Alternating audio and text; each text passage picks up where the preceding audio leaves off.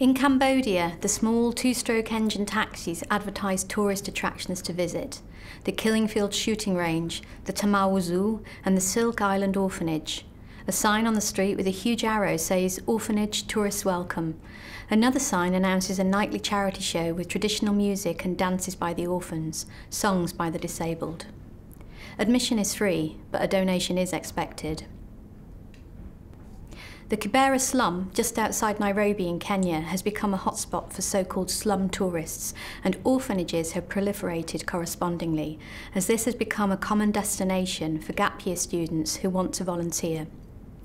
Myriad opportunities are available across the world for volunteering in orphanages, in spite of evidence that this compounds harm of children.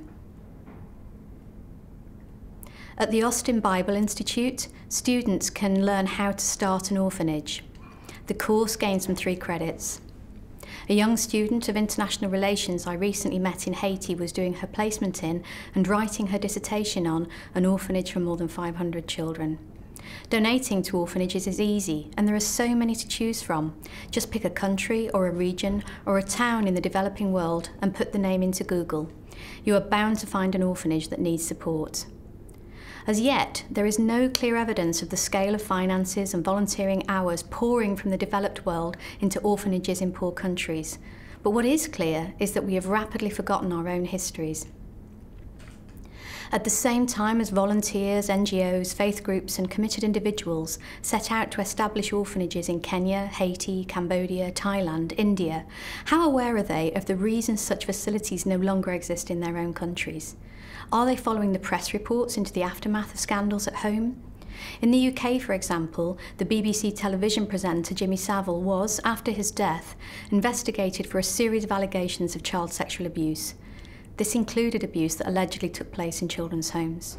In Ireland, the Ryan Report into decades of abuse in children's institutions across the country found that in many cases, and I quote, "physical punishment was severe, excessive and pervasive, and by being administered in public or within earshot of other children, it was used as a means of engendering fear and ensuring control." They also found that sexual abuse was a chronic problem. And in 2013, the Irish Taoiseach issued an apology for the state's role in sending thousands of women and girls to institutions run by the Magdalene Sisters, where they were incarcerated, often for life, in spite of having committed no crime, and were used as slave labour. In Australia, the Royal Commission into Institutional Responses to Child Sexual Abuse has investigated numerous historical cases of abuse in residential institutions across the country. In Canada, the Law Commission undertook research into historical child abuse in residential institutions where physical and sexual abuse had taken place. There were particular concerns regarding the overrepresentation of Aboriginal children, where institutionalisation was, and I quote, "the result of a policy of assimilation sustained for several decades by the federal government with the cooperation of many religious organisations. Deprived of their native languages, cultural traditions and religion, many Aboriginal children in residential schools were cut off from their heritage and made to feel ashamed of it. As a result, the residential school system inflicted terrible damage not just on individuals, but on entire families, entire communities and peoples." In New Zealand, the Confidential Listening and Assistance Service released a report in 2015 after 6 years of listening to victims' stories, which revealed, and I quote, "an alarming amount of abuse and neglect with extreme levels of violence and systems of institutionalised bullying in boys and girls' homes. These harmful government institutions were closed in New Zealand by the mid-1980s. Perhaps most striking, though, in its early recognition of the harm caused by institutionalisation, is the United States of America. In 1875, Theodore Roosevelt Sr., an American businessman and philanthropist, argued against institutionalisation, stating that children raised in institutions are not able to take care of themselves so well as those children who have been brought up in contact with the world. Children educated in an institution are more likely to fall back into the dependent classes than children brought up outside families, he said. Perhaps it was the commitment of the father that led the son, President Theodore Roosevelt, to host the first White House conference on the care of dependent children in 1909. A watershed event in American child welfare history, the conference provided the foundations of a social welfare and family strengthening initiatives. It concluded that children should not be removed from their families except for urgent and compelling reasons and, if necessary, poor families should receive financial aid to support their children. Children who had to be removed from their families should be cared for by foster families. Fast forward 100 years and we find a developed world that rejected orphanage care decades ago because of the harm caused to children, but enthusiastically supports the export of the orphanage system to the developing world. This is a bizarre dichotomy that needs to be addressed. In order to address that, we first need to understand the size and scope of the problem and the reasons that children are still separated from their families and placed in institutions. And we have to explode some major myths. An estimated 8 million children live in orphanages and institutions around the world. More than 80% of these children are not orphans but have at least one living parent. The primary reasons for their separation from their families are poverty, disability, and a lack of access to support services in the community. One parent, Natalia, shared her story with us. She explains much more clearly than I could how poverty can make a mother take a desperate decision.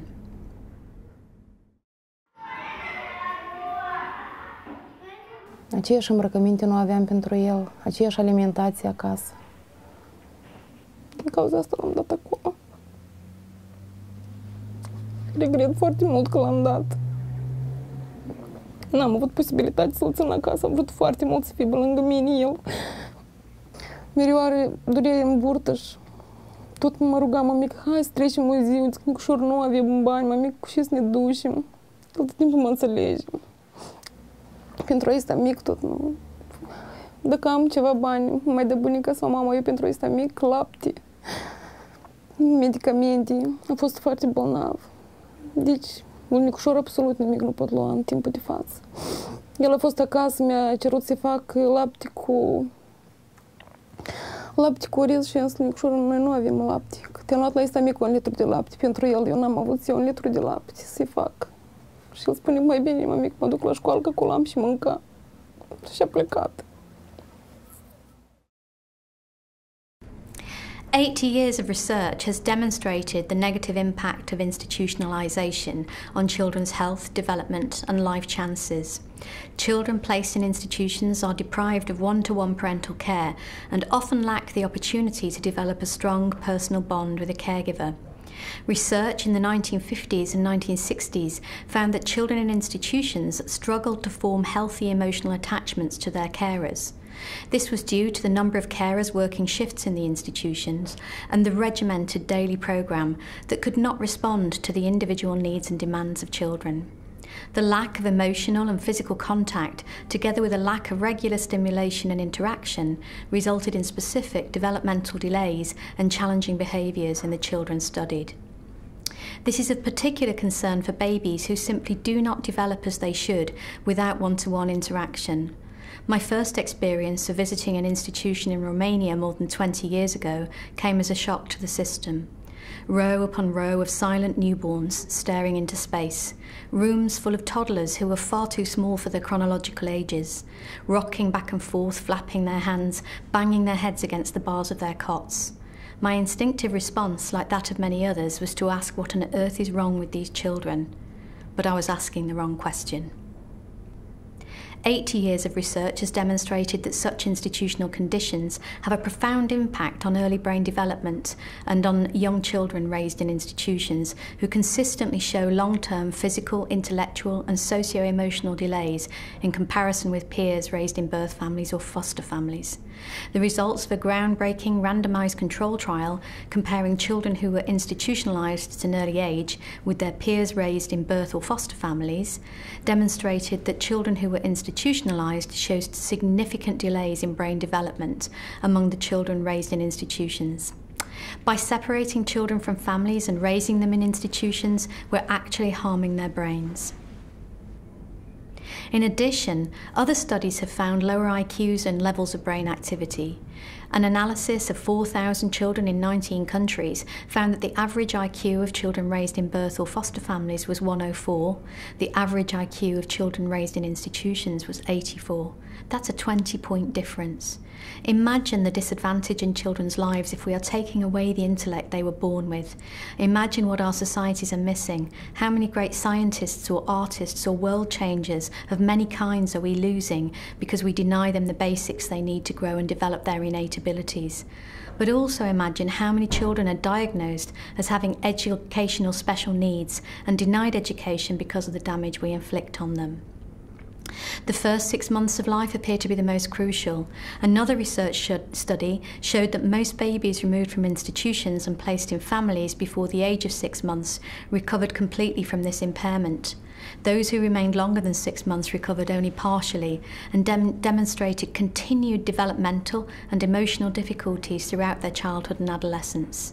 So time is not on our side. And every day that the children lie in their cots staring at the ceiling, show no affection, with only a few minutes each day of horrid physical contact with a faceless, stressed member of staff, is a day too many. For children with disabilities, the situation in institutions is even more grave. Children with disabilities may require even more sustained adult engagement to help them to develop, including such skills as learning to eat properly. Disabilities and health problems may be exacerbated or even caused by the institutional setting, and research in Europe found that 28% of infants who left an institution in fact had died in the institution. According to this research, infants with disabilities were 100 times more likely to die in institutions than their peers without disabilities. In addition, children with disabilities are generally at higher risk of abuse and violence than most children, and institutionalisation increases this risk. We intervened in one such institution in Bulgaria where children were dying of malnutrition every month. But the problem was not lack of food. When we observed the daily routine, we found that on average each child was given just 1 minute 20 seconds to eat their meal.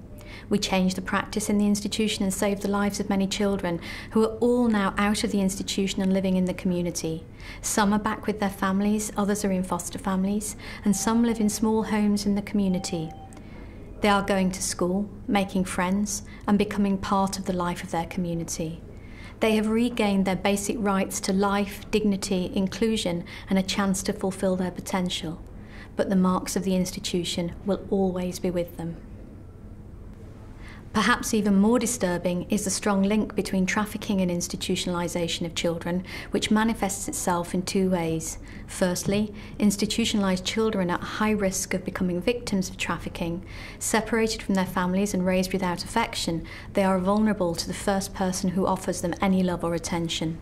Growing up without the skills needed to cope in society at large, they leave the institution with no support network and often with nowhere to live. Secondly, it is often the case that child victims who are recovered from traffickers are placed back in institutions by the responsible authorities, reinforcing the trauma they suffer. This creates a vicious circle for trafficked children and additional risks to the other children living in the institution with them, who become targets of the traffickers. This response also effectively penalises the child for their victimisation and does not provide solutions that address the problem or protect children. There is a high prevalence of children going missing from residential institutions and limited responses to tackling this problem effectively. There's a significant relationship between missing children and trafficking, and this means that many children missing from institutions are at an increased risk of becoming victims of trafficking and other forms of exploitation. In addition, the specific institutions where trafficked children are placed are often known to the traffickers, who will target them there for re-trafficking.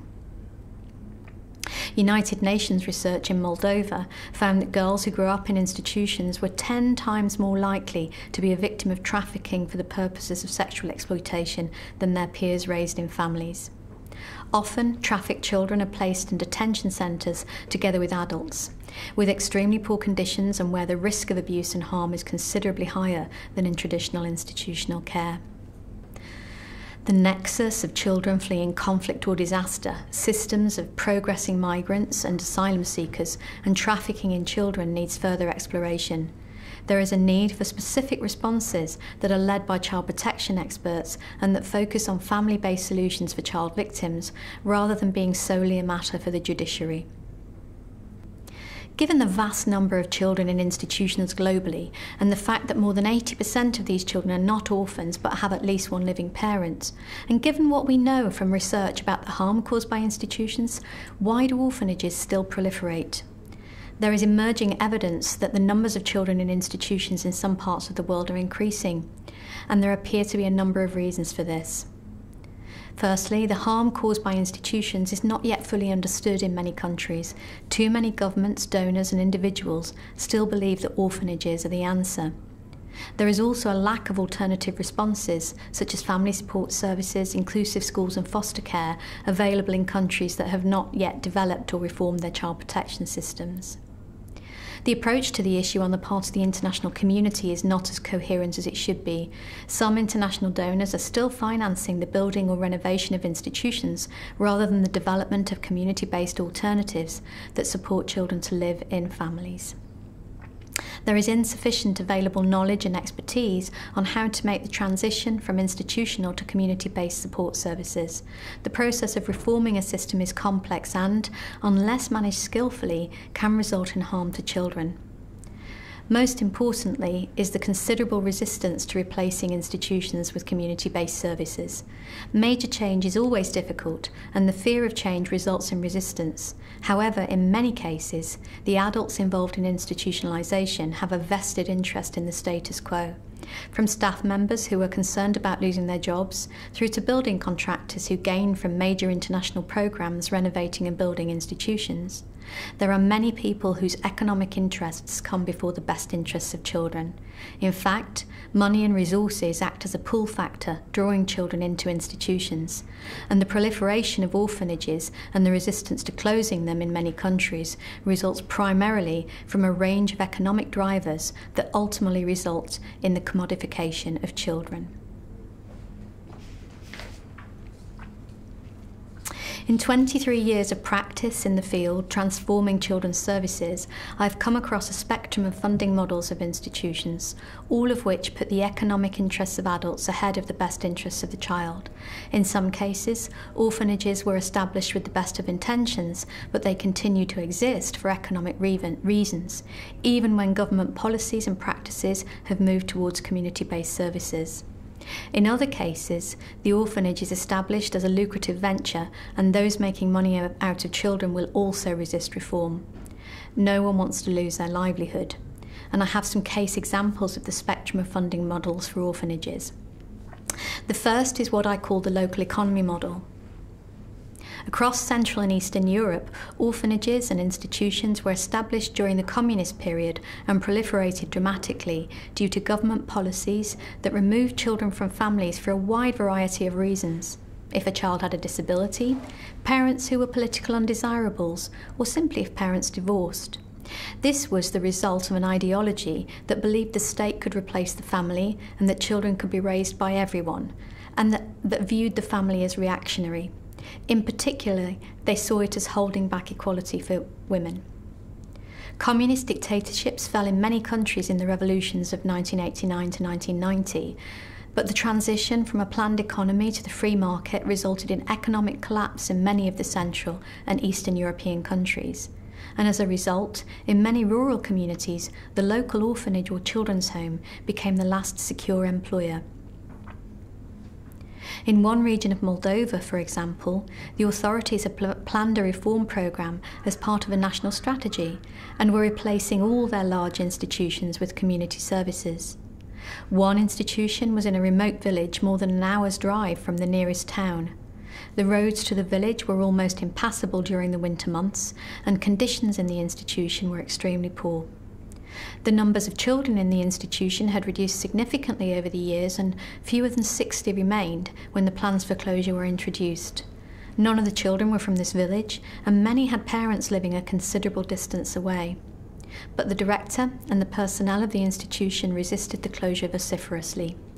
In attempting to find other uses for the building, they suggested to the government that it could be transformed into a sanatorium for sick children, effectively another type of residential institution. but the nearest hospital was more than an hour's drive away, so if they brought children there who really needed medical care, they would be putting them at risk. The local government was initially reluctant to close the institution since it was the last employer in the village, and they believed this would result in the village eventually dying out. It took a great deal of persuasion and pressure from central government and from our Lumos team on the ground to persuade the authorities that children could not remain in a harmful institutional environment in order to prop up the local economy, that other solutions must be found for rural poverty. As a result, the institution remained open for several years longer than necessary. In the end, it was accepted, and we made enhanced redundancy payments, which were the equivalent of 1 year's salary, to the employees who lost their jobs, to ease the difficulties associated with the institution closure. It should be noted that the intention of the state in establishing the institutions in the first place was in fact to provide care and protection services for children. But once the government realised that the harm caused by institutions and changed their policies, the institutions remained open for economic reasons against the best interests of the children. In other situations, I've often found what I term the misguided volunteering model. In situations of war, poverty or natural disaster, many well-intended volunteers flock to countries to help. A common response of these volunteers is to establish orphanages to meet the needs of children who have been orphaned or separated from their families. Yet studies consistently show that the children living in orphanages following war or disaster are not in fact orphans, and that the existence of the orphanage itself acts as a pull factor, bringing in more children to receive services. None of us will forget, I am sure, the devastating Indian Ocean tsunami on Boxing Day 2004. Many donors poured huge funds into the region and, unfortunately, this resulted in a huge proliferation of institutions. A report by Save the Children found that substantial new funding had been injected into institutional care responses in Aceh as a result of the tsunami, both from the government and from non-governmental organisations, local and international.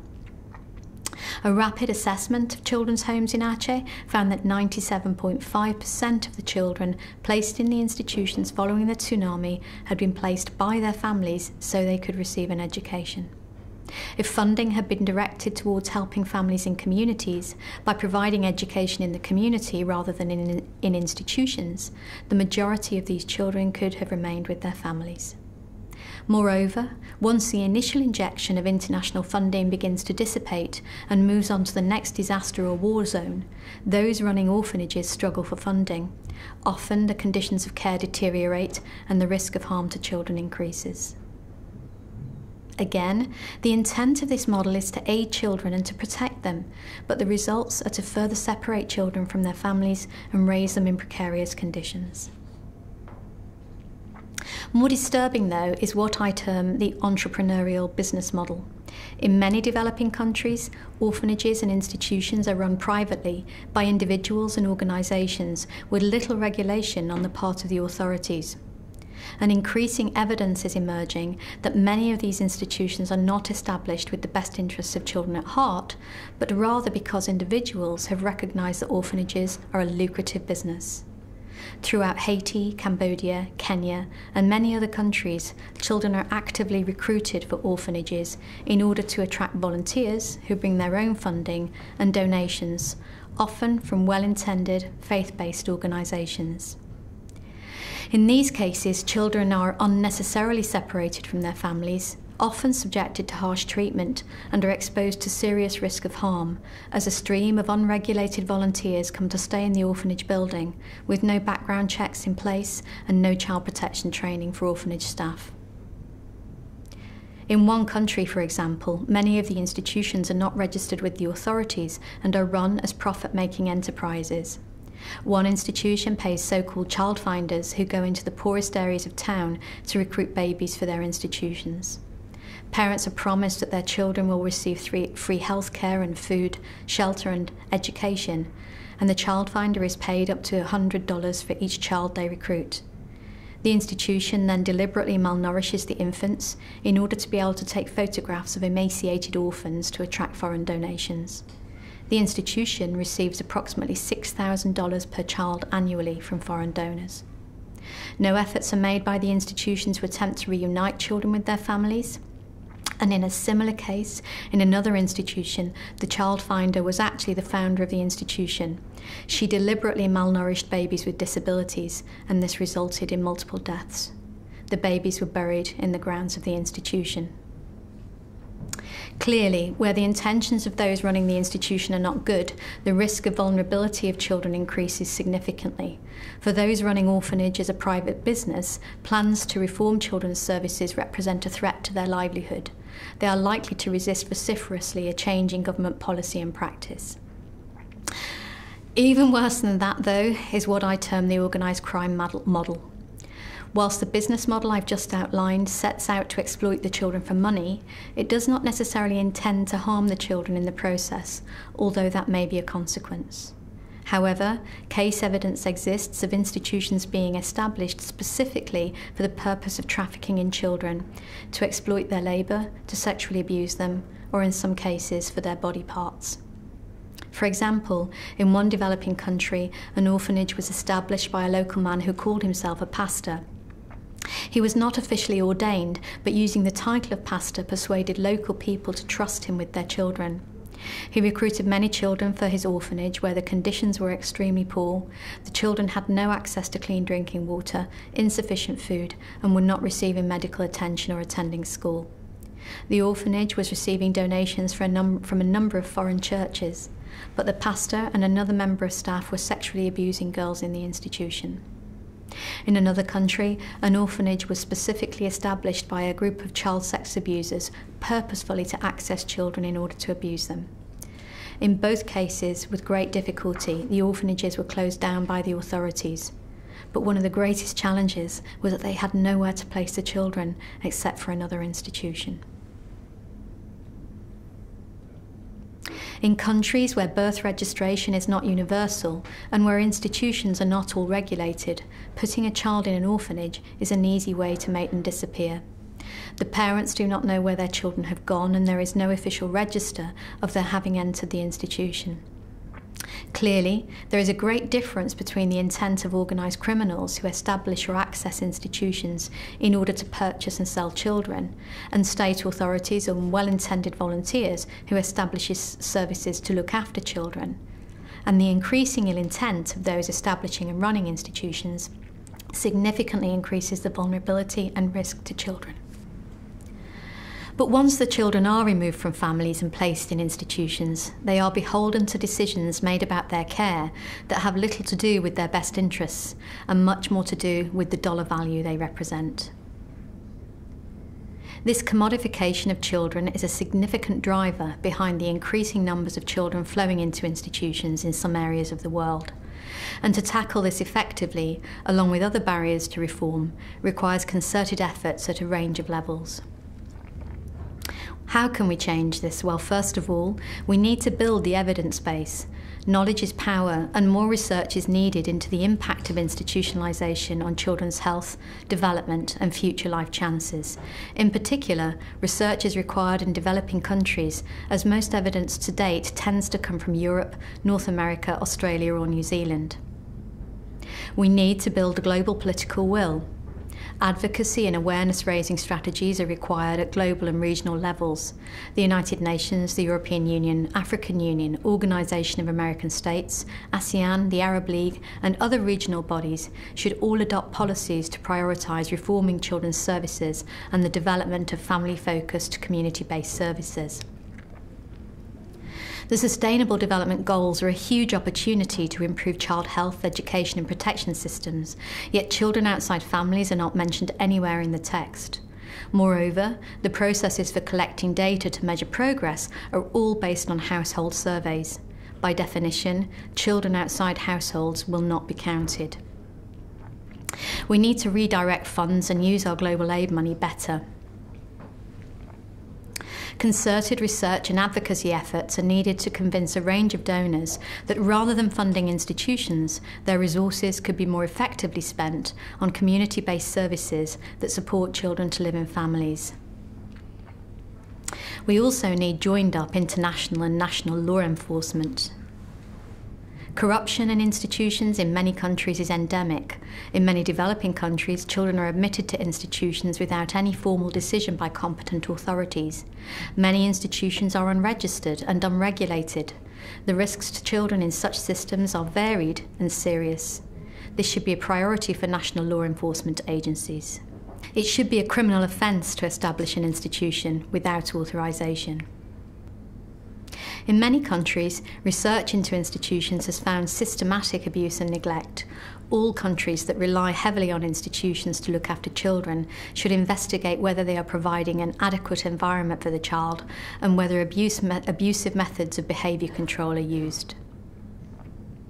But we also need to educate the whole of society. There's a clear need for a global communications campaign to educate society about the harm caused by institutions, the myth that orphanages are full of orphans, and the better alternatives that exist. Donors should be provided with alternative opportunities to fund the transition to community-based support services rather than institutions. Enthusiastic volunteers should be provided with other opportunities for sharing their skills and time. We must support governments to make the transition from institutions to community-based services. Once a government is convinced that it must change its system of care, it needs know-how, expertise and resources to make the transition happen in a safe, sustainable manner. Lumos has developed an approach to this process of deinstitutionalisation, which has been tried and tested successfully in many countries, in Europe, Africa and more recently in the Latin American Caribbean region. My experience teaches that with the right family support systems in place and a focus on early intervention and prevention, institutions are not necessary. With support, most children can live in their families. Those who cannot can be adopted or live in good quality foster families. A very small number need some form of high quality residential care. This can be provided in small units with 4 to 6 children in each, integrated into the community, a regular house on a regular street, and with highly trained personnel in sufficient number. To realise this system, a transformation of family and children's services is needed.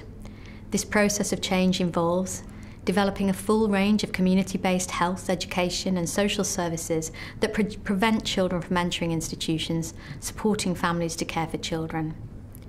Placing every child from an institution in a better form of care, back with their families, an alternative family or a small group home.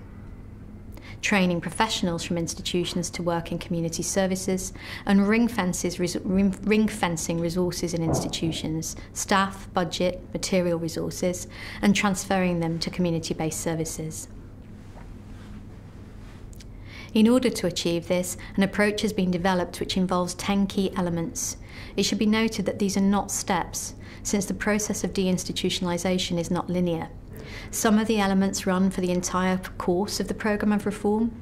Others take place at specific moments in the programme. So these elements are not in any order of importance, but the first one in our diagram of 10 elements of deinstitutionalisation is actually about communications and awareness raising. And the reason that we start with this is because this needs to start at the very, very beginning of the process and needs to run all the way through. Because there is so much resistance to change, and that resistance is about fear, and it's about myths, and it's about misunderstandings, we need a really good communication strategy that is aimed at a whole wide range of stakeholders and is sending them the right messages that they need at the time that they need it, so that we can reduce the resistance to change. And what we find is that this particular element is often either completely ignored or significantly underestimated. And anyone who is planning a deinstitutionalisation process needs to make sure that they put in sufficient resources and get good expertise to help them to develop and implement the right communication strategy. If you do this, I can guarantee that you will really minimise the harm to children and that you will maximise the efficiency of your resources.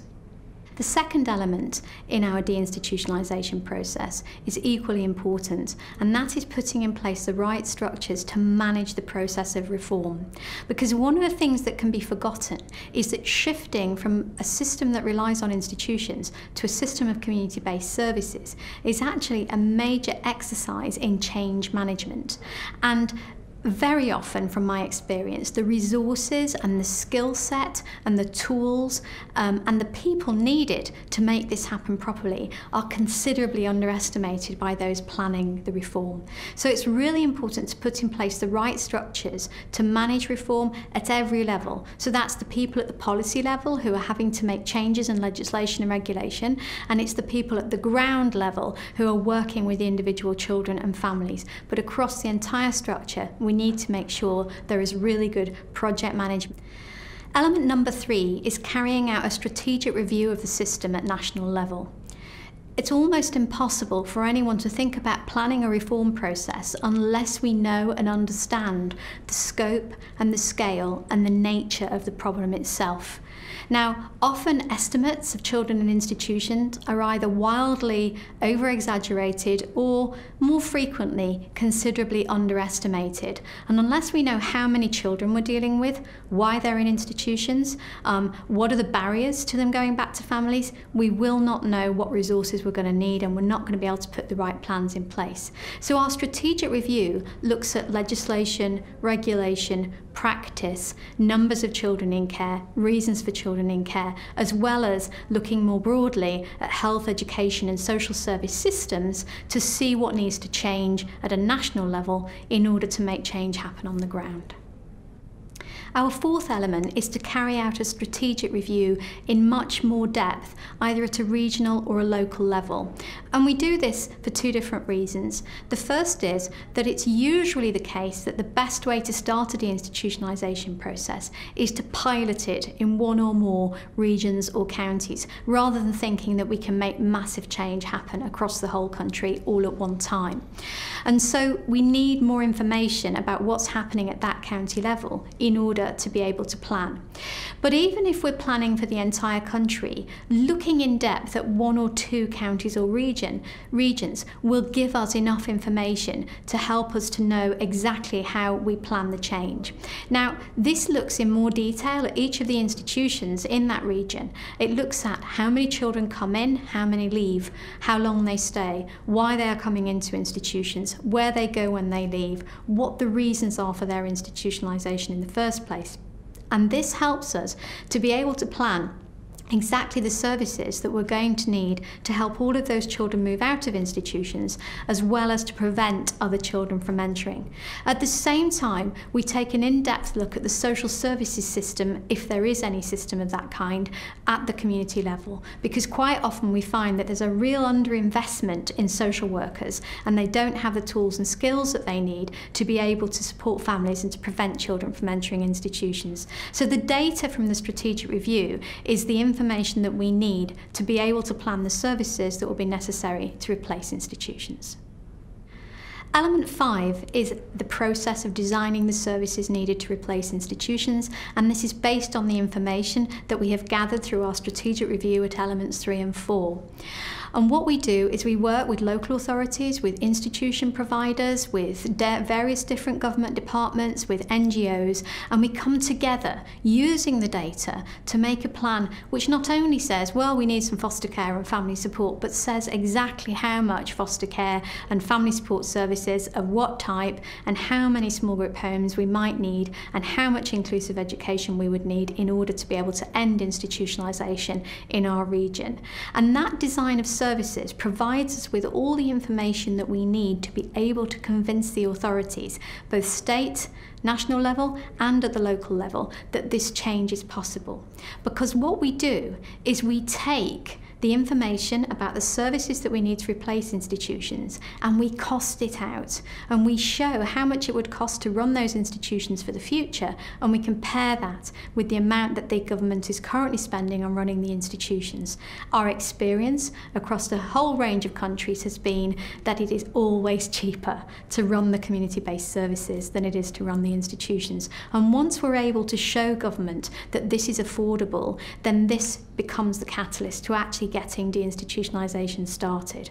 So the service design at element 5 helps us to convince government, but it also gives us the blueprint for the implementation of deinstitutionalisation. Now, the sixth element is about planning the transfer of resources, and this is key, because this is actually about convincing everybody that the deinstitutionalisation process is not nearly so scary as it seems it will be in the first place. All those people who've been worried about people working in institutions losing their jobs, or directors of institutions losing their jobs and their status, will find that for the most part they can find employment in the new services that are designed to replace institutions. This is one of the few situations in life where it really is win-win, because in order to run the community-based services we need personnel, and so from our experience, usually about 80% of the personnel from institutions can be retrained and redeployed and become great community social workers or family support workers or teachers in inclusive schools or even foster parents, and do a fantastic job in the community services. And once people become aware that we're not talking about mass redundancy for employees, then the resistance and the fears starts to reduce. So planning that transfer is really important in terms of, again, convincing everybody that this is possible. But secondly, it's important because then we know that we have to put in place structures that will retrain personnel, that will assess them, that will help them to develop the skills they need to move into their new services. But it's also an opportunity to make sure that the budgets in the institutions and the equipment and the cars and the vehicles can also be transferred across, and that those great material resources that are useful to us don't just somehow disappear out of the system. So once we have all of the plans in place and we have the agreement of the government and of the local authority, and we've gone out and we've found the funding and we know that it is possible to start deinstitutionalisation, the next and most important step is to ensure that we start with an individual assessment of every single child. And that assessment needs to be complex and it needs to be multidisciplinary. It needs to look at the child's health, educational outcomes, development, behaviours, any specific challenges that they're facing, and then the planning for where they will go needs to be based on that assessment, but also the assessment of their family. And so even children who have been away from their families and haven't been contacted by them for a very long time, we have been surprised at how often it is possible to reunite those children if we do a careful assessment of the family and see what's possible. At the same time as that, it's really important that we prepare the children carefully to move from the institution and to their next family-based placement, because particularly if children have been in institutions for a long time and their family is unfamiliar to them, this can be a very scary process. Moves of any kind for children are scary, but if you've been in an institution for a long time, it can be absolutely terrifying. But our experience is that with really good preparation, children can't wait to leave the institution and are ready, and they thrive and do very well in their new placements. Element number 8 is about the development and redeployment of the workforce needed to run the community-based services. And as we've said before, this is, in the most part, people who were working in institutions who are retrained and redeployed to work in new services. But sometimes there are new kinds of services that are being set up that we don't have the right specialists working in the institutions, and so we have to go out and employ the right kind of specialists such as physiotherapists or occupational therapists or child psychiatrists. It's important not to underestimate the resources that are needed to train and retrain and train some more the workforce who are going to be providing services to families and to children in the community. And so we need to make sure that we invest sufficient resources in this, but also put in place a good supervision system so that personnel who are now working in different kinds of services and doing something very different from what they have done for decades have someone to turn to. They can ask questions, they can take advice when they're dealing with some of the challenges of children. So again, element 8 must not be underestimated. We need to make sure that if we're moving children from institutions to other services, that the key element of service provision, and that is the employees, are of a quality that is good enough to make sure all children are cared for well. Now, element number 9 is the most boring of the 10 elements, and I beg you not to fall asleep when I talk about this. but it is crucial. And this is about logistical and administrative planning. We have to make sure, because we're going to be moving lots of different children at different times, we're training personnel, we're employing new personnel, we're getting buildings opened, we're closing other buildings, we're transferring one budget from one system to another system, and we have to make sure that all of this happens in the right order, because if we don't, children can get hurt. And unfortunately, I have seen instances where, because not enough trained personnel were in place in a new service, children were harmed. And so this is why it's really important to make sure that we plan our logistics and our administration and our project management in such a way that it focuses on the best interests of every individual child. Last but not least, element number 10 is monitoring and evaluation. And the reason I say not least is because this actually needs to be built in from the very beginning of the process. And we need to monitor a number of different things, because we need to be certain that we're doing the right thing for children and that we are making the best use of resources and of the finances available to us. The most important thing that we need to monitor is the health and the development and the well-being and the quality of life of the individual children involved. And the easiest way to do that is to make sure that the assessment of each child becomes a baseline, provides baseline data that we can then compare against once we have moved children out of the institution and into community-based services. At the same time, we need to check that our plan is going according to a timetable, but we mustn't hurry things up if hurrying that up might harm a child. So we need to be flexible with our plan. We need to try to stick to deadlines, but we need to be flexible. And finally, we need to be monitoring how much money we're using and whether we're using it as well as we possibly can, in order to be able to learn lessons and to improve the process for the future. Last but not least, we need to ensure that children can participate fully in the process of change. It is vital that children and young people, especially those with intellectual disabilities who are very rarely heard, have a voice and play a meaningful role in the decisions about the reform of services which impact their lives. Children and young people are the true experts on their needs, their aspirations and their potential. For too long in many parts of the world, they have gone unheard. Lumos works on a practical level to amplify the voices of all children and young people. We involve every child affected by our reform programmes in decisions about their care and ensure that they are fully consulted throughout the stages of the process. With the right support, all children and young people can be empowered to articulate their needs and views, often coming up with innovative solutions. We work with groups of children and young people to ensure that the most marginalised take a lead role in influencing their governments and communities. In Bulgaria, for example, Lumos was working with the government and the European Commission to find ways to ensure proper financing for community-based support services like foster care and family strengthening. This culminated in an interministerial, interagency conference.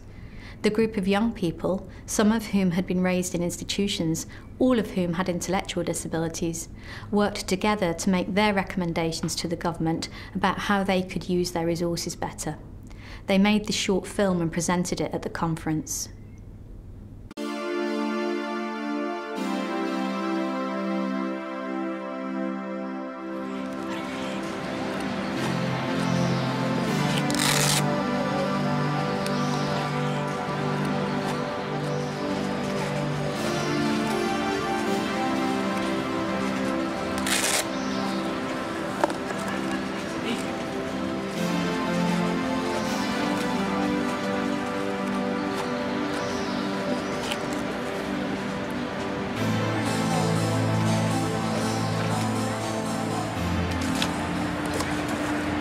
Драги зрители, пристъпваме за извънредна новина от студиото на Нека говорят Lumos TV. Оказва се, че повече от 2 месеца успоредно в държавата работи правителство в състав. Министър на образованието и науката, министър на труда и социалната политика, 2 здравни министри и финансов министър. Те са дискутирали за какво биха дали пари, за да се затворят големите домове за деца с увреждания и как биха се съюзили това да стане по-лесно. Те нямат много опит, защото даже не са възрастни още, а деца и млади хора. но пък познават проблемите на децата с увреждания и на тези от институциите. Работили са 3 години в екип, преди да сформират това тайно правителство. И това, което ще чуете от тях, е в резултат на общия им национален и международен опит, както и на доброто познаване на една важна и за нашата страна декларация на Световната здравна организация. По-добро здраве, по-добър живот. За да ги чуем лично, отидохме при тях. Вижте!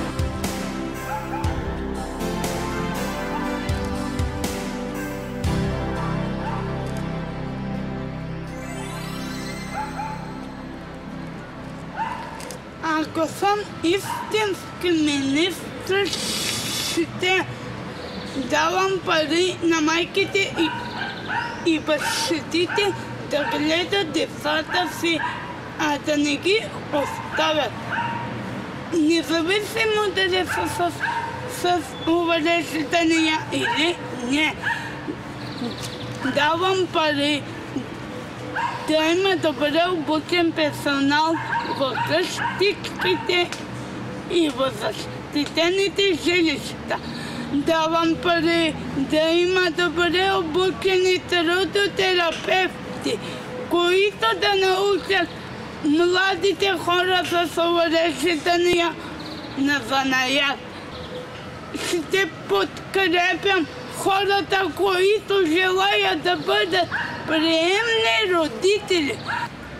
Давам пари за социални работници, които да наблюдават да няма насилие и тормоз в къщичките, където живеят децата с увреждания.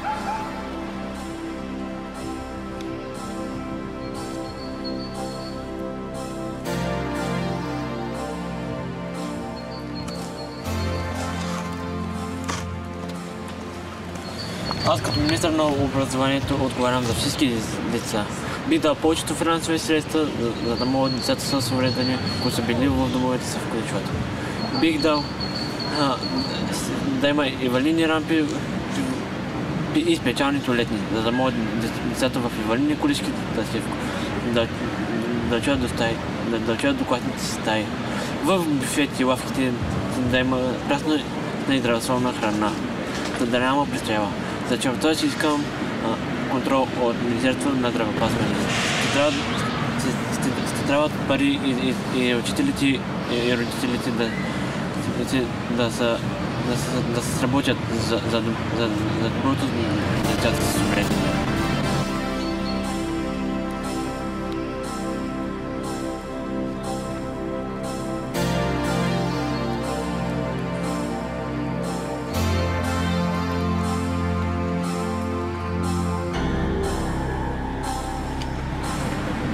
Като министър на здравеопазването е важно, че министърът може да подкрепи хората с увреждания да се намерят работа.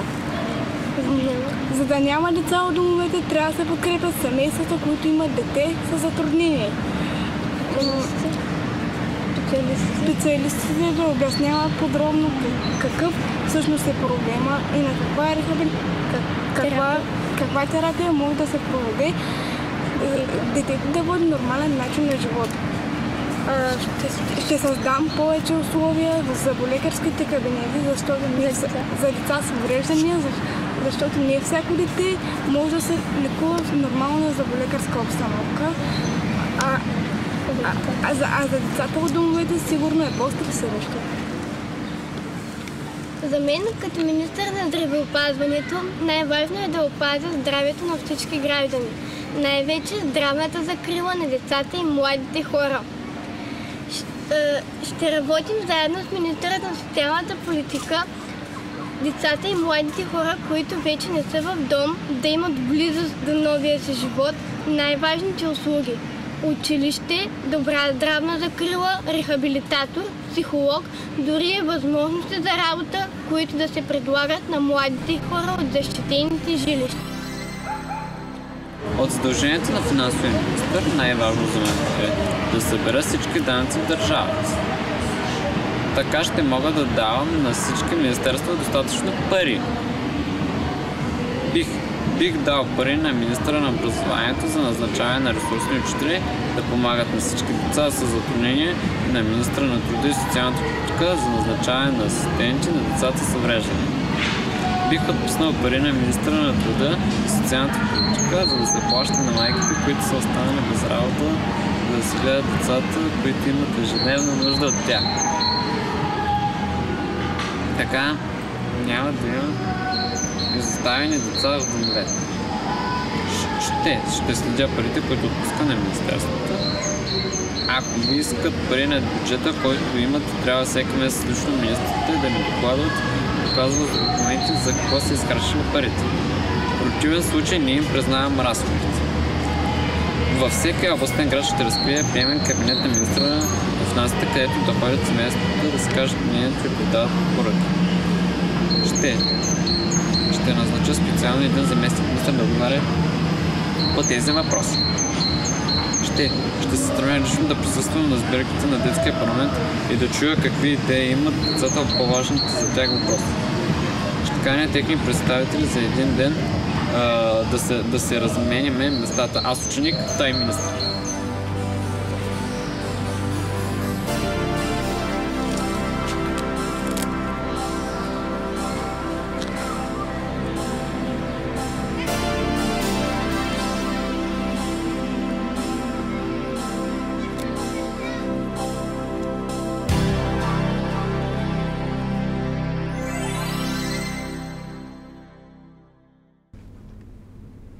What difference does this approach make to the children we serve? Well, perhaps an example from our work in Moldova might best demonstrate the impact on children. Moldova is Europe's poorest country by a long way and has been marked by chronic political and economic instability over the past decade. Nevertheless, with the support of Lumos, UNICEF, other NGOs and funders such as the European Union and USAID, over the past 7 years, Moldova has managed to reduce the numbers of children in institutions by 74%, to increase the number of children in foster families by more than 200%, and to develop family support services in many regions of the country. They also introduced a law that ring-fenced the funds in the institutions and transferred them across to deliver community-based services. This is what made it possible to ensure the country could support its new services for the long term. One significant feature of the Moldovan programme is the development of inclusive education simultaneous with the deinstitutionalisation process. When the reform began, approximately 50% of children in institutions were living in residential special schools. These children not only needed family support services, but also education services in their communities that were accessible and inclusive. Because of this joined-up reform programme and the ring-fencing and transfer of funding from institutions to provide inclusive education, the transformation has been dramatic. The number of children with disabilities separated from their families and living in residential schools has reduced by 51% in 5 years, whilst the number of children with disabilities educated in inclusive mainstream schools has increased by 511% in 5 years. This has made it possible for many children with disabilities to go home to their families and has prevented others from being separated in the first place. And it should be noted that due to this reform, the number of children with disabilities included in formal education has almost doubled. The figures are impressive and they demonstrate what is possible in a very difficult environment, but they only tell part of the story. The last word should go to the voices of children and young people who made this film to educate others about what it means to live in a family and why no child should ever grow up in an institution.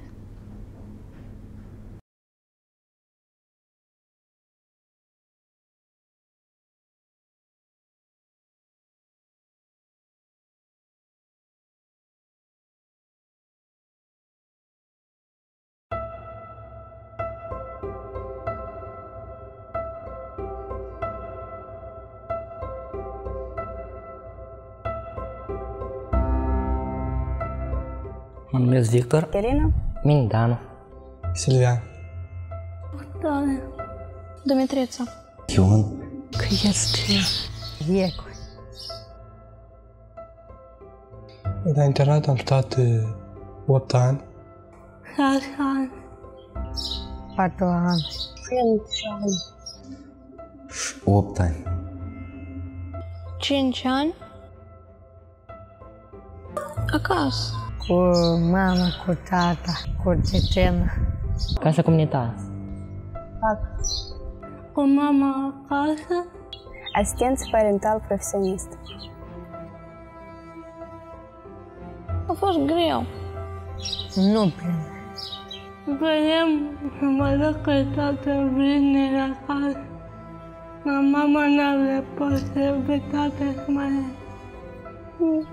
Nu aveam cu cine mă înțelegi, nu aveam cineva care să mă susțină așa atât de mult ca părinți. Era departe de casă, era de mama. Doream acasă. Doream să fiu lângă familie. Acum mă sunt bine. Acum sunt foarte bine. Împreună cu familia am văzut la o școală normală, văd copii. E mai bine în familie. Pentru că ai cu cine comunica, ai cu cine îți împărtăși toate momentele de fericire, chiar și acele mai triste. Am învățat să fac o mâncare cu profesorii duminica, sâmbătă, duminica, apoi noi pregătim mâncare, facem, lucrăm pe afară. Școala care o este foarte bine. Colegii mă plac foarte bine. Merg la centru de resursă, învăț lucruri noi, cu toate că sunt puțin mai complicate. Îmi place să învăț, îmi place să scriu. Avem unde ne ocupa și cu cine ocupa. La școală ne oferă ajutor pentru că să devină omul mai în viață. Mama și tata e creștină. Părinți, păliați-i clasă, de ieți-i, învățătoare. Fratele și colegii. Ei m-au ajutat până acum, mi-au arătat ce este familie. Când am ceva greu în suflet, apoi mine și mă ajută. Știu că niciodată nu o să mă trădez în familie. În familie, lângă mama, lângă tata, lângă frați, surori. El e fericit când șede în familie. Deoarece familia este viața ta. Dacă nu o să ai familie, nu o să știi și asta. Pentru că părinții sunt cei mai importanti pentru un copil. Părinții îți dau un exemplu pe viitor. Acasă, mâncarea parcă e mai bună. În familie, până la urmă. Desigur, fiecare copil sau persoană are dreptul să spui părerea, opinia pe care o are și oamenii din jur trebuie să o asculte și să o înțeleagă. Dacă nu spune părerea, înseamnă că copilul nu are drept. Poate el are nevoie de ajutor ca să fie ascultat. Ei sunt viitor.